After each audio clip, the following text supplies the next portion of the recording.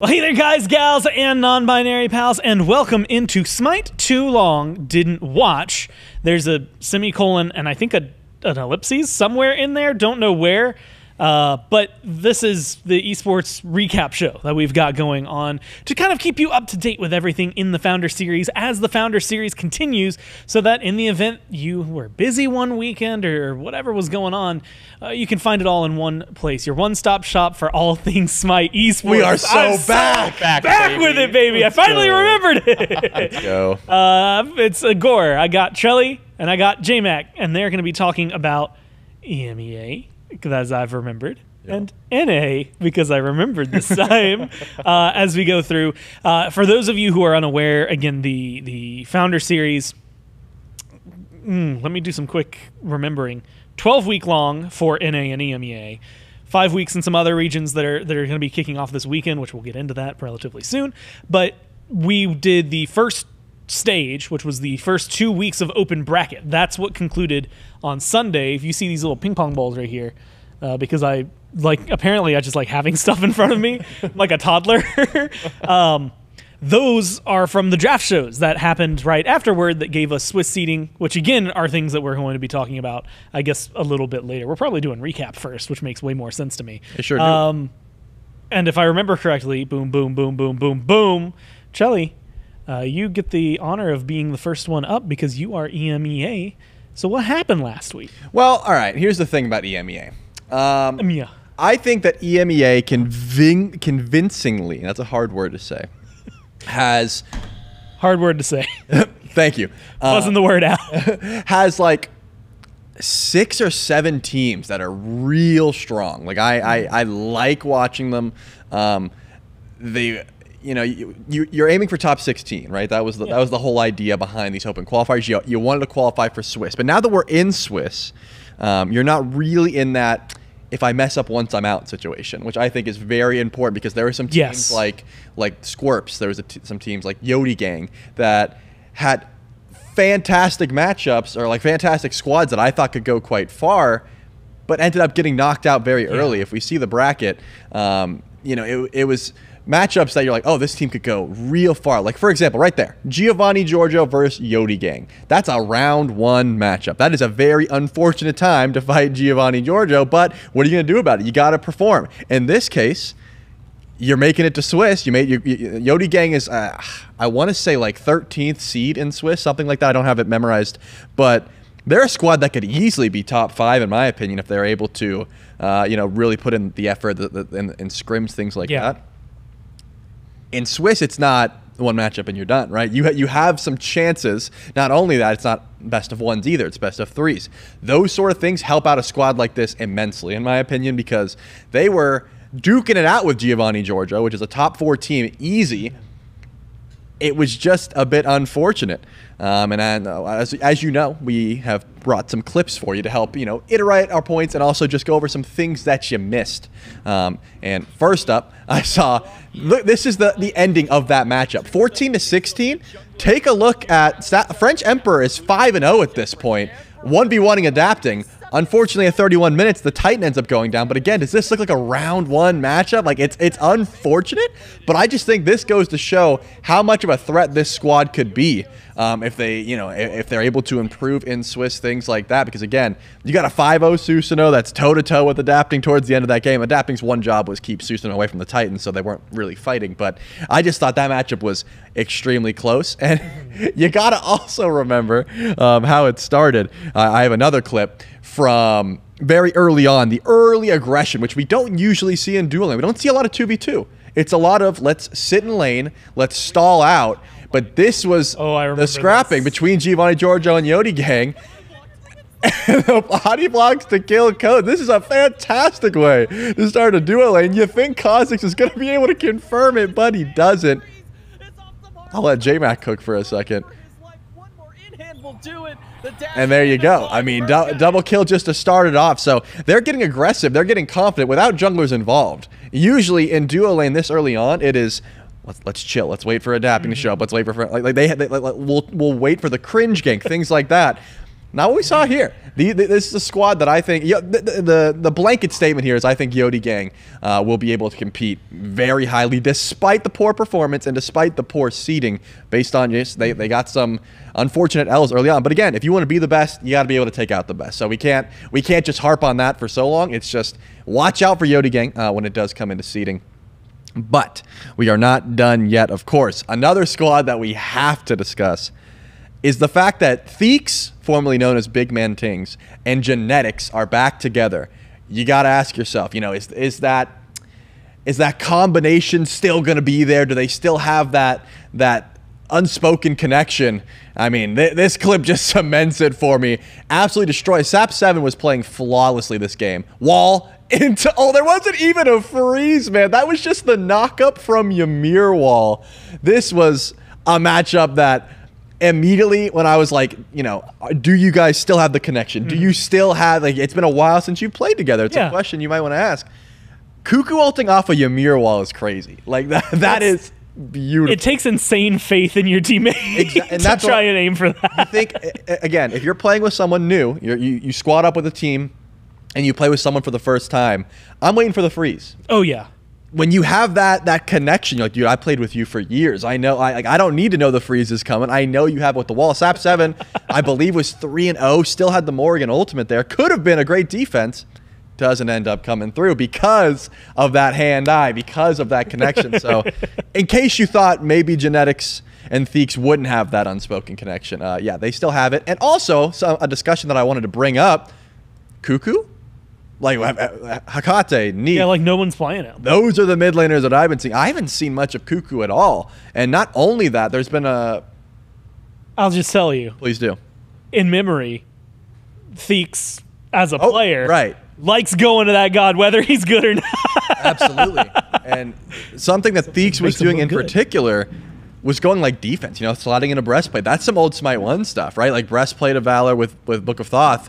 Works well with Cuckoo, but not all of these mid laners are going, like defense style builds. So I'm wondering if that's starting to sneak back in because, again, Hakate, Neath, once Nuwa gets into the fray, we're going to see a lot of that. There is, I've even seen some Anubis. Dardez was playing Anubis. So there's a lot of mid lane talent, but Cuckoo has been towards the bottom end of that. But Theeks definitely still hitting, definitely a mid lane god player combo that you need to watch out for. Plus, again, hybrid builds I think are making their way into the meta. There's some junglers that are building, some berserker shields, some mystical males. There's a tanky style of jungle build out there, and if it's also going into mid lane, topic of conversation. Last up, now this one is important. We're talking about top 4 here, right? In my opinion, we got Team Risk at number 1, Smoke Break at number 2. Third is Giovanni Giorgio. Fourth, that's a toss-up. You got Yodi Gang, I think, needs to be in the conversation, despite, again, being low in that seeding.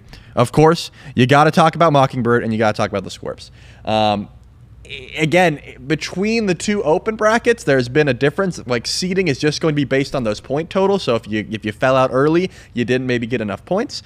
But between Team Risk and Smoke Break, what really caused that matchup to shift, right? And I have a clip that really shows exactly where the pendulum started swapping. Exactly. It seemed relatively even here between Giovanni Giorgio and Smoke Break. I'm sorry. This was a semifinals matchup. They go for Fire Giant. Johnny gets to take it effortlessly, but look at the positioning. You can see adapting, was coming back from base. Duo lane, like Dardez and Kha'Zix were both dead. This Fire Giant was the turning point where Giovanni Giorgio, look, they have 3 Gold Furies over Smoke Break, but it's pretty much just going to be them. They end up winning this fight, Giovanni Giorgio, but this is where the game flipped on its head, where you'd think Giovanni Giorgio would be able to be in that top seed. You'd think they'd be going on to finals in this matchup, but it just doesn't happen, and this is exactly where that play there. Adapting gets a little bit poked out right before Fire Giant. He shows up to try and stop Fire Giant, gets poked out, he has to leave, but then you see Dardez is coming back from base, he just got poked out. So it was that Fire play in particular. Unfortunately, there was just no steal attempt, but that Fire Giant right there was the reason that they were not able to make it to final. So I still think Giovanni Giorgio is deserving of the 1-2 spot, but they weren't able to prove it here. I mean, they got taken down again. So still, despite being number 3, in my opinion, easy jump to 1 or 2. And I think a best-of-3 format benefits these teams so much. Oh, yeah. That's the thing that gets really exciting, I think, for the next stage is that, you know, up to this point, open bracket, single game, you either move on or you're out, right? Until finals, then it's best of 3, and you know, if you're going for first, you're getting those extra points. It's a big deal. Right. I think these are still sorted from like the NA, but we did a little draft. That's how we pulled the teams. It was top 16 from the last 2 weeks that get to move forward, and that was in both regions for EMEA and NA. So we're going to talk about this again in a little bit with JMac, but it was impressive to see the amount of teams, the amount of teams that are moving forward, but also the amount of teams that, like, no matter what, like, it felt like you were going to get a matchup that was going to be spicy because everything we looked at was great. It also turns out to be a whole lot. I think we can look at, I can't remember if it was seeding or matchups, what we have. Oh, wow, it's the full thing. The bracket for Swiss. And I'm going to use this moment, and I'm going to reiterate this later in North America to explain kind of how this is going. You can see it. It's pretty easy, but on the left, the 0-0, that's everybody's score because they're coming in fresh for the Swiss stage. Those are their matchups, right? So you're going to have things like Threat Level Midnight versus Chase the Enemy. Whoever wins in any of those matchups, goes 1-0, will move up to play only 1-0 teams, right? So everyone who wins this week will play only winners next week. And everyone who loses this week will only play losers next week. And so it'll separate into 2 groups, right? You'll have 4 and 4. And then it'll separate even further to your 2-0s, your 1-1s, your 0-2s. If you get 3 victories, 3 set wins in this, you move forward to stage 4. That's the playoffs. You get to skip so much stuff if you win. So those teams, well, I guess 2 of them that go 3-0 up at the very, very top in the middle, they're going to be great. If you're looking down at the bottom, the teams that go 0-2 and then lose, or 1-2 and lose, 2-2 and lose, they don't get eliminated. They just move to stage 3, which is actually where I'm going to take a moment to, promote stage 2B right now, because if you're in EMEA or NA, there's an open bracket that is going on alongside Swiss. So we're going to be broadcasting Swiss for those games, following these teams, learning them a ton. But if you go to rallycry.gg/SMITE2, go to the competitions page, you can find the open bracket for your region to play alongside them. The top 8 teams from that will move forward to face the bottom 8 teams from Swiss in the last chance qualifiers. It's some group stages, so you're just going to get seeded through that. So I recommend doing it. It's going to be the same kind of point system that worked for the first 2 weeks. You've got 5 whole weeks that you're going to be going over.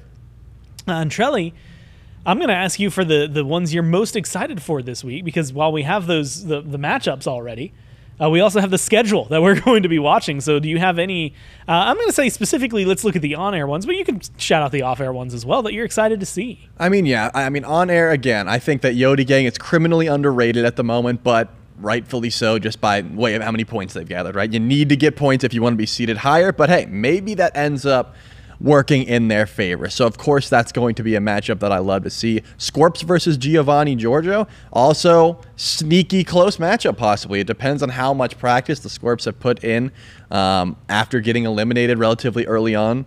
They've surely gathered more points, but it's like, you know, they have to be able to last in a best-of-3 setting. That's important as well. You can't just go for the one and done.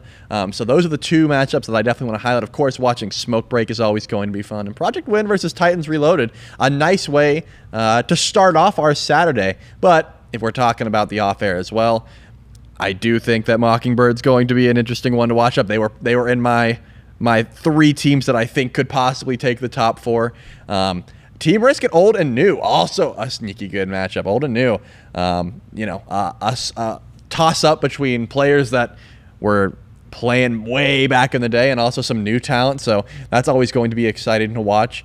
So those are at least how I'm feeling, but there's a lot of talent in EMEA, man. It was a pleasure to look over again because, again, we can't possibly cast all the matches. There's a ton that go on, but when we do the research for these shows, we're allowed to go over some VODs. We're allowed to check out some of the players that were streaming their POVs when we're casting and we can't possibly be watching. And, yeah, there's a lot of talent here over in the Swiss, so you're not going to want to miss it, and you can't you can't just hope that the best of one format is going to, the upsets, you got to upset someone twice, and that is much more difficult to do. Yeah. The thing that I'm really, again, excited for is the fact that it does transition, you'd mentioned, a best of threes, right, which already makes the competition very, very different for a lot of those top teams where stuff was already close. Now you have a second chance in those opportunities where it's like, I got knocked out in semis. Now you might not be getting knocked out. I also will say, because I saw it, like, I guess kind of mentioning in chat, but like you realize, and it was kind of shown there, we had some on-air, off-air matches. It's going to be the same for NA, and it's just because there's so many. There's what is 16? No, 8 matches per matches of 16. Region, which means we have 16 total best of threes that are going on across 2 days to try and fit into normal days of broadcast. So they have to fire at the same time, not just for our convenience, but really for the player. But if there's a matchup that you really want to see, there's a good chance someone's streaming. Yeah, right. Like, also, they're all streaming. Yeah, so check your favorite player's POV, check their Twitch. If there's like, dude, this matchup's fun, but I really like watching this guy. Yeah. They might be streaming, so definitely check that out as well. And the good news about week 1 is as we go forward in these weeks, like we're probably going to favor the matches that we just think are closer. Right. And then eventually it's going to be like, well, these are the promo matches, we should watch this. These are the elim matches, we should watch that. But like, your teams are going to get featured. All of these teams are going to get seen one way or another. And so it's just going to be very fun. It's going to be a great 5 weeks. And Shelly, I guess wrap up any thoughts you might have for EMEA. Yeah, I want to keep trying to find a way to say it in one word. Yeah, I mean, wrap up thoughts for me, again, I think the top 3 is pretty much locked in for me, but that number 4 spot, there's always room for upsets. That number 4 spot is a toss-up as far as I'm concerned. Yeah. There's like 3 or 4 teams that I think convincingly can take it, and there's still some new talent that has been putting in the grinding hours. There was a lot of time between week number 1 of the Open qualifier and week number 1 of Swiss to, improve or just learn the meta. There's constantly going to be shifting ideas of how the game wants to be played, balance nerfs, things like that. So just because I didn't rate your team highly does not mean I don't believe you can win. And also, just give us some good Smite, man. That's what we're after.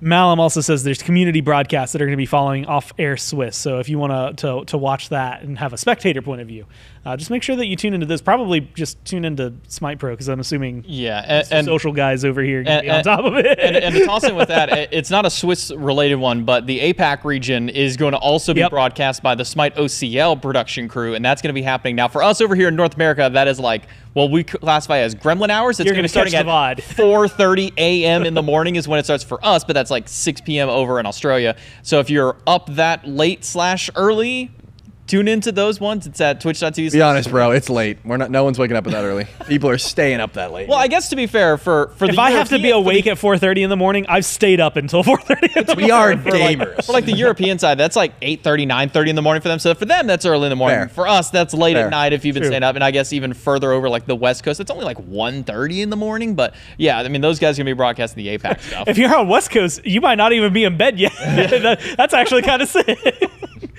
Shelly, I was going to do something mean. Okay. And I'm going to do this to JMac Nice. for North America as well.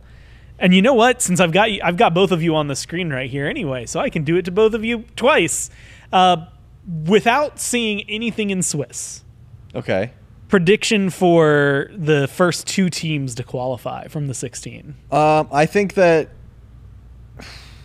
Giovanni Giorgio is... That matchup was too close for me to think that they will let that happen twice. So I don't think that they are going to get knocked out of Swiss. I think they're going to go 3-0, or at least have the ability to go 3-0.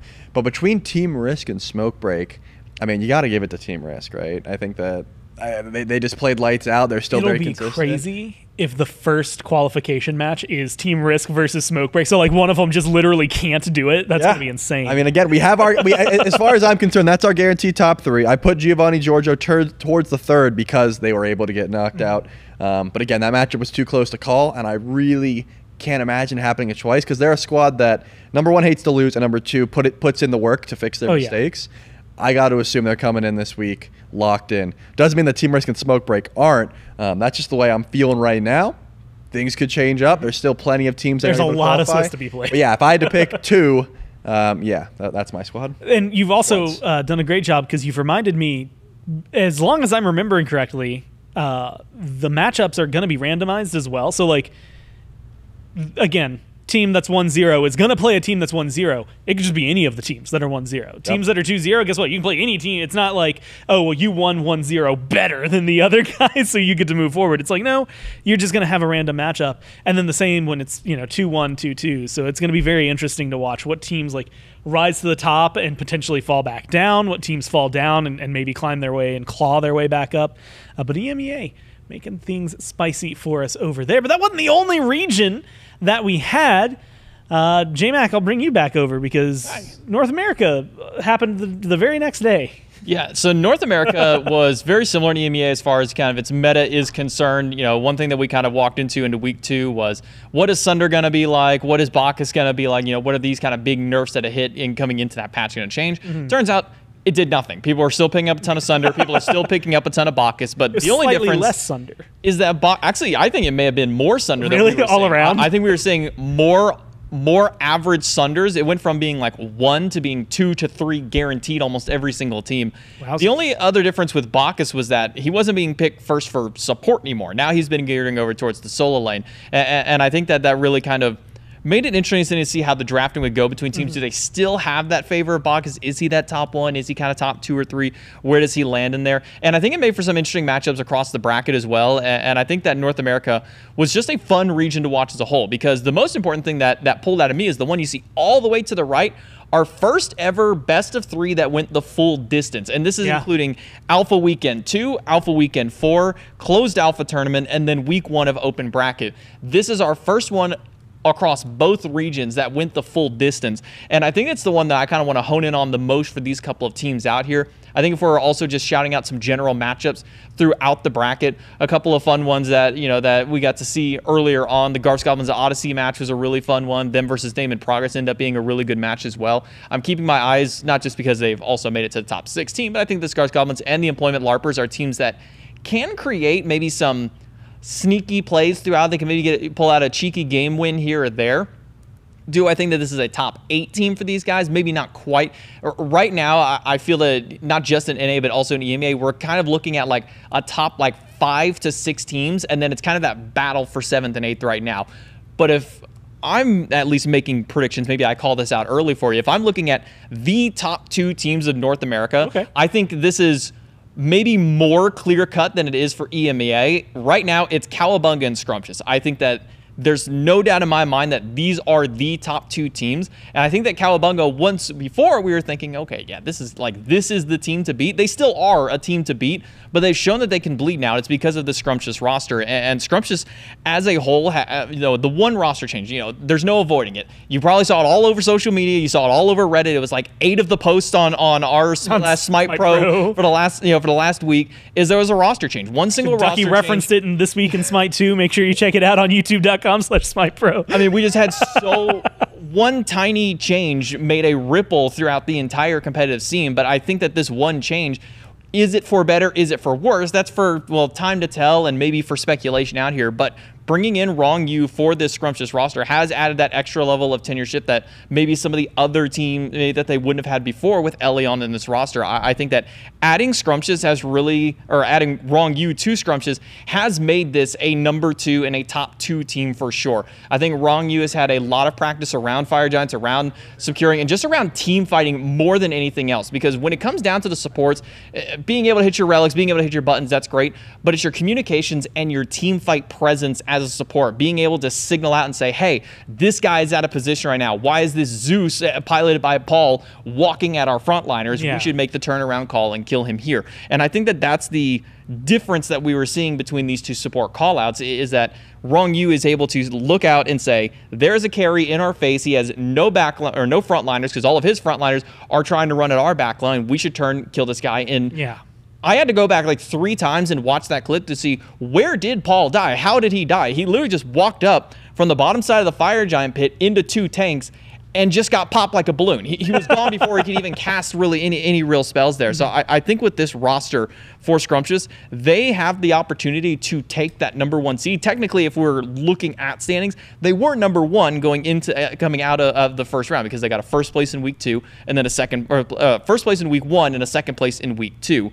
But against Cowabunga, I think that this is the 2 teams that we're really going to be looking at. And I kind of want to hone in on Cowabunga as a roster and what really kind of sets them apart from some of the other teams, and that's really their willingness to fight early and go for these invades. We saw a lot of teams who would just 5-man death ball through the jungle. We're going to throw some wards out, cool, casual, no big deal. But Cowabunga in a couple of instances, and one against Team with 5Ms, where there was a literal just pre-minute fight that breaks out in the middle of the map. And maybe that's because Team with 5Ms is, also willing to take those kinds of fights. Maybe that's just because, I don't know, maybe they had gentleman's agreement, hey, let's just have a bloody fun time in the mid lane. But Cowabunga are able to find those couple of picks early in the game, and that's what's able to then catapult the start of their lead. And this isn't the only game where Cowabunga is 5-man deathballing at enemy players. They did it against Team with 5Ms, and they were also able to do it against Scrumptious and really catch these guys off guard. I think that this willingness to adapt to a new style of play is what's really going to set these guys apart from some of the other ones, just because nobody else is really taking the early aggressive route like that. Like, sure, we're seeing 2v2 fights in the duo lane. Maybe the jungler's going over to solo and starting out there. But being able and having confidence to step up as a full 5-man team and say, if anybody shows up, if a team shows up, we're going to fight. Like, no team out there is doing what Cowabunga is doing right here, which is walking to enemy back camps. We've seen teams that will kind of make the path up to the red buff, over to the speed, and then back down. But all they see is one player. They see, okay, Nog is here. And the only reason that this even plans out, I don't know if you even noticed in the clip, Aurora didn't go for freeze. Aurora didn't go for his slow. Aurora sacrificed his early clear in lane for wall. He says, I'm going to get wall. Nog is not going to be able to walk away. We're going to kill him. And then we're going to go proceed to just stomp our lane. Now, sure, the first couple of waves weren't so great until at least that level 2 gets hit for Aurora. But there's so few players in the league willing to level up wall first on Ymir, because you're not going to hit level 2 getting a kill unless you invade every single camp along the way. There's no shot you're hitting level 2 before that wave, but Aurora is willing to put himself and his farm behind in order to make sure that his team can get ahead. And specifically as well, talking about drafts, that grand finals match was not determined in the picks and bans, but really highlighted and showcased because this game has a limited roster compared to the previous competitive. The picks and bans are very crucial, and I think you really see kind of that development where game number 1, okay, well, Paul's going to get one of his big picks, and then we're going to see the Mordred solo, which is, I think, one of the only teams is Cowabunga going for Mordred solo, because it's not that he's a bad god, it's not that he's an amazing god, he's just kind of there. If you can get an early lead, he's great. If you fall behind, he's never fun to play as, and playing against him is even easier. Sidestep the ultimate, no big deal. He runs at you, pop your beads, and you turn around, turn and burn on that one. But I think that Cowabunga willing to do these kind of weird roster change-ups as far as what their drafts are, and then recognizing as these best of 3 sets evolve, how they need to make those change adaptations is so crucial, because game number 1, Cowabunga gets everything they want. They get an invade, you have Aurora on the Ymir the whole time, able to walk in, get that kill. And then what's the immediate pivot after that? Because you look at what else was on there was Morgan and Fenrir. We come into the picks and bans, we say, okay, cool. If you let them have the Fenrir first pick, you just take the Morgan away. Maybe Shinto grabs the Morgan on Scrumptious, and it makes it so much easier to go for. No, you look at Scrumptious, they ban the Morgan. They say, cool, you can take your Fenrir. We don't care about that. And then they get an Odin on the side of Scrumptious. And then you get into the next game, it's like, okay, well, now it's an Odin ban and a Morgan ban. So all these adaptations little by little throughout, and then taking the Ymir away from Aurora is really the difference maker in these sets. And it's why I feel that these are the top 2 teams, because when you're looking throughout the regular best of 1 style bracket, you're just trying to get what you're most comfortable on or what you don't want to play against the most. When you get to these best of 3s, it is truly about adapting from what mistakes you made in game number 1 and putting those into practice in game number 2. Fenrir Morgan is a bad combo to fight against. Cool. Ban one of them out so they can't do it. And I was calling for maybe a Fenrir ban in this case, or you pick up the Morgan. Shinto says, I'm just going to play Kukulkan. No big deal. Which was, again, a point that Charlie brought up earlier. Nobody was really thinking about Kukulkan coming into this event. We were all thinking, okay, Kukulkan, maybe somebody picks him up. That was like a 3rd, 4th pick, and then Paul gets defaulted to Zeus, which, if we're talking maybe earlier on in the alpha stages, Zeus pretty good. Now, Zeus not very good. That guy gets ran at. He just doesn't do a whole lot of damage, no matter which, if you're going the int build or the strength crit build. It just really doesn't work out so well for him.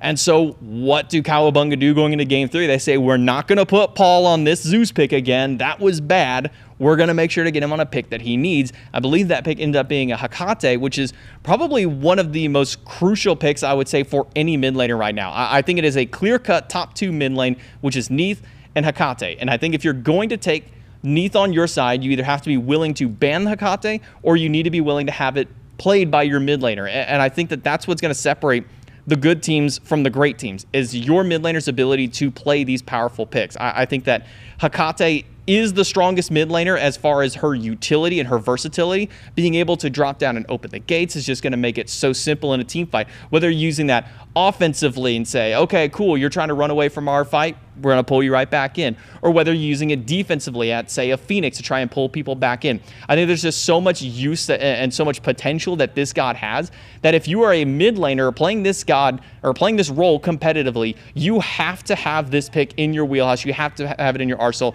And this is also an early round matchup. This is not even a top seeded team from First Name Zach, but I love the performance that Nexa had on this Hecate throughout the entire stage of this game. 8-4 is not the fanciest flash line, but just small plays like that and that small little bit of communication along with the teammate is going to go a long way, especially when you get into the Swiss style of play, because as highlighted by the way that Swiss works is, as you do better, you also have to play the teams that are doing better. It's not like a round robin style where, okay, well, we lost to the top team, but don't worry, we play the bottom seed team next week. Got a way better opportunity this time.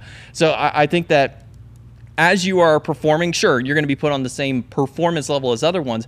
It is then all about the ability to kind of rise to the top at that one. And I think that this first round of Swiss is very important for a lot of teams to try and get their best foot forward, to try and get those big wins. I think that for some teams, they get a little bit of an unfortunate roundup. Like going up against Cowabunga and Scrumptious in round number 1, unless you're also like a number 3 or 4 team, or if you're one of those two, it's not going to be a fun time for you. But if we're just looking at like immediate matchups to me that are going to be sticking out from this bracket, Funhavers and Borscht immediately, Garth's Goblins and Employment Larpers I think is going to be a very fun one to keep out as well. I'm also kind of keeping an eye on Food Drive for Globe, because in week number 1, these guys outperformed, I think, what a lot of expectations were. You know, this is a full SCC, SOC team from SMITE 1, comes up into SMITE 2, and we go, okay, we know all these names, but how well are they going to do? Well, you know, getting into the top 4, pretty good way to kind of cement yourself into the top rankings. But then they had maybe not the strongest performance, at least in the second week of bracket, get knocked out a little bit earlier down the way, so they can't quite make it into that top 4.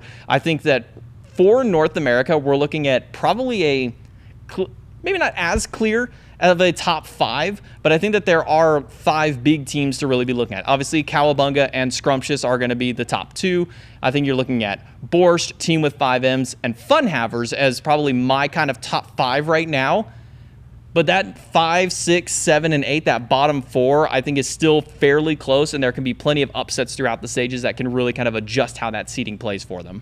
I'm actually, again, I'm really excited, because there were some seedings, you know, like Cowabunga befell an unfortunate scenario, and so they weren't the top team that we maybe expected them. They were seed number 3. And so luckily matches were randomized, right? So the seeding only had so much to do with it. It just guaranteed, yes, you're moving forward. You're in the top 16. Now, though, we're going to get a lot of those like, hey, here's Cowabunga versus Scrumptious, as long as the randomizer, if the RNG gods are watching, please give me that. If I have to wait till week 3, I'll wait till week 3. But, you know, I'm saying, like, I favor them both in their matchups, probably. I'd have to look at who they're playing again. Yeah.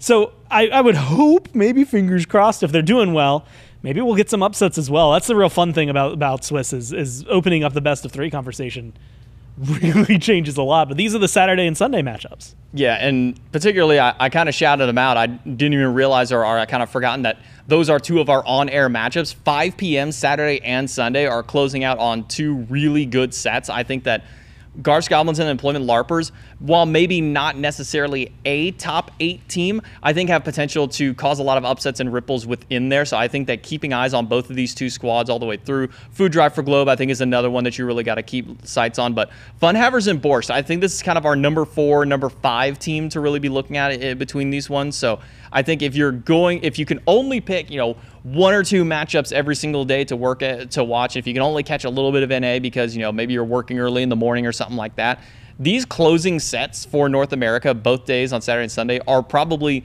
two of the best matchups that we're going to be watching throughout the whole weekend. Yeah, I think it's going to be very fun because if I remember correctly, what Trelly had said about EMEA, we were kicking off with a lot of really good matches there. For sure. So they're just really good bookends, right, to start and end your day, assuming you only start and end your day with what's going on SMITE game. That's not to mention the off-air games that are going to be broadcast. That's not to mention the other regions that we had kind of talked about, which I guess, you know what, J-Mac, before I get into other regions, because that's going to be a whole spiel on its own, I'll ask for like final thoughts on NA this week and going into next week. I think right now the biggest thing is because we're moving into a best-of-3 format, adaptation of draft is going to be the most important thing for any team. You saw it in that grand finals of week number 2 where it wasn't just, okay, we're going to just push our buttons better. You also have to be able to sort of mentally outplay your opponents, and you have to be able to get those strong drafts for yourself. I think we saw some sneaky pop-ups kind of popping over into the different metas. Kukulkan in the mid lane has kind of cemented himself into that top 3 spot. So if the Kate is gone, if the Neath is gone, Kukulkan seems to kind of slot himself there. I'm curious as to how the rest of the region will adapt to Mordred, because it really feels like only Solar Troll, and for a small while in week number 1, we saw Scream kind of playing that god in the jungle. I think that god is one that I'm going to be keeping a lot of eyes on coming into these next couple of weeks. Is, do we still see the Mordred, or does he kind of fall out of fame? Yeah, I think it's going to be fun to watch the shift, especially as, like, I guess not this week, but, you know, whenever the next update drops, right? Things, or just fixes that come through that allow more stuff to come in. All of that is going to be, again, it's just going to cause a lot of disruption, but in a good way, of who can adapt the fastest and who can change the quickest. And as I had mentioned for EMEA, for North America, if you weren't top 16 and you wanted to continue to compete, or you want to start competing, the open bracket is going on this weekend. Go to rallycry.gg/smite2, go to the competitions page, and you will see the sign up there. Again, as the Stage 2B open bracket is going on, 5 weeks will line up with the same days that the Stage 2A is going on. So make sure that you're signing up for those. I believe EMEA are Saturdays, NA is Sundays, but you go to rallycry.gg/smite2 because it's going to have way better information than I have. If you are the top 8 teams after those 5 weeks, you'll go to, in the open bracket, the LCQ, and you'll play against some of the bottom teams in Swiss for a chance to then move on to the playoffs, where the top teams from Swiss will be waiting, with a chance to eventually come to an in-studio LAN, with a chance to then potentially go to Las Vegas and play on the stage. But Trelly, I know what you're thinking. I've only talked about EMEA and NA. That's what I was thinking. That's so crazy. You know, almost like it was written on his forehead. Why? That's crazy. Why'd you do that?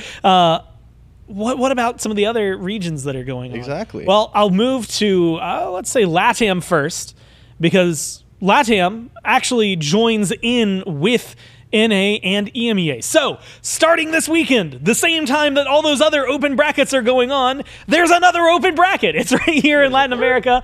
If you get first, you get 8,000 diamonds per team. Down through third, you get 250 diamonds just for competing. So if you are a LATAM team looking to compete, just signing up and getting in is going to get you a lot. But again, if you are in the top 2 teams here, you earn a spot to the Founders Series knockout stage, which means you will come here to our esports studio and play with a chance to go to Vegas. We'll take 2 teams from LATAM, joining the 3 teams from NA and 3 teams from EMEA to give us 8. Whittle that down to 6 who are going to go to Vegas. So it's going to be a very big deal. If you are in LATAM, A, stream your games, please. B, if you're casting it, stream your games, please. But C, just make sure you sign up. Make sure you're there every single week and you are pushing to get to this knockout stage. It's going to be very, very impressive. But maybe that's not enough esports for you, in which case that's insane. There's so much going on. I need more.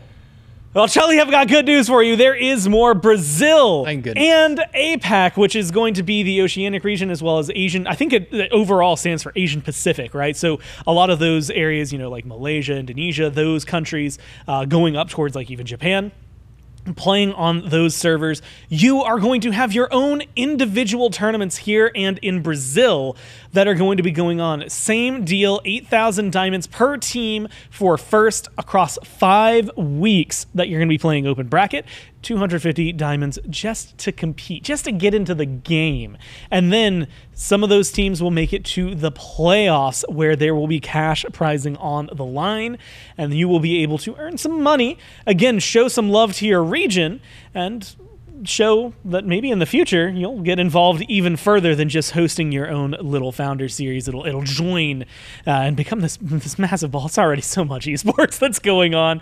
Again, you know, JMac, you had mentioned that the APAC is going to be streaming at various times, 4:30 in the morning Eastern. Yeah, and that's Sunday. So Sundays. Morning, 4:30 a.m. Eastern or 6:30 p.m. Australian time. Yeah. AEST. I don't know what the AE portion of that, but AEST, 6:30 p.m. It's a big continent. It might be Australian Eastern. like they got a big place. But those are going to be kicking off. So we know for a fact those will be streamed. Of course, any Brazilian players who are competing, please, if you can and are capable, stream it. But also, I'm begging for us because I'd like to use those as clips for this show when we recap these regions. If you go to discord.gg/SMITE join there just so that way you're keeping up with everything. But if you are going to be broadcasting those matches, we have a stream promotion channel specifically for people. If you're going to be streaming your own POV, if you're competing, or if you're going to be casting it, drop your information there, because not only do we want to watch that, we also want to help promote that so that we can get more eyes on you, your region, and everything else that's happening there, because there's so much esports happening. As mentioned, we're going to be covering the Swiss stage, which is 2 of the 7 events that are happening over these 5 weeks. Yeah, 5 open bracket tournaments happening while 2 Swiss tournaments are going on, not including community tournaments that might be going on. There's a lot. There's a lot of Smite 2 to have out there. It's gonna be very fun, I think, to watch these teams. But I also think that's like it. I think like we did. We did the thing. Yeah. So Shelly first. Any last thoughts to share? Make sure you tune in. It's going to be some banger matchups. If you Tomorrow, thought there was good 11. Smite before, it just gets better in a best of 3 because you get to see what your opponent did. You get to learn. You get to adapt. And that Follow us on socials. Oh, I thought you said false. I was like, No. I said 0 live. He's just spitting truths right now. Again, because of the format of this show, it looks like Gore's really far from me, but I can grab him. I just want to disagree with you because I think it'd be fun. Here's the disagree button. Thank you so much. It was true. But yeah, make sure you're tuning in. Make sure you're checking out all the esports. Make sure you're supporting all the streamers that are streaming their POVs of said esports if you want to see more esports. Easy said, easy done. JMac, any last thoughts? More esports? I think to just reiterate that this is going to be starting at 11 a.m. Eastern on both days now. Previously, we were doing 9 a.m. when we were doing EMEA. It's really all starting from here on for at least well-rested casters from this point forward, all right? We're going to be showing up with our A game. I will say for at least these 5, I don't know what it's going to look like beyond these 5 weeks of Swiss at least, but for these next 5 weeks, 11 a.m. both on Saturday and Sunday to catch the Swiss action, and then obviously the open brackets are all going to be running theirs. If you're watching those other POVs, throw some clips up as well. You know, if a cool play happens, clip it. If just some cool, you like the communications that are happening with the teams, clip that. Just whatever gets more attention and more eyes out there is important, not just for us to be able to help provide recaps each week during these ones, but also just to get some more notice out there for the esports scene. Yeah, let it grow. And just keep on rolling forward. Make sure that you follow us on socials at SMITEPro pretty much everywhere. That's YouTube, Twitter, and probably a bunch of places that I'm not even aware of that we have. We're all going to do this thing with our hands, I guess. But I can't think of anything else from that. Thanks for tuning in. From Trelly, JMac, myself, everyone back in production, everyone here at Hi-Res Studios, thank you so much for tuning in. And we'll see you tomorrow as we kick off the Swiss stage. Made in Georgia.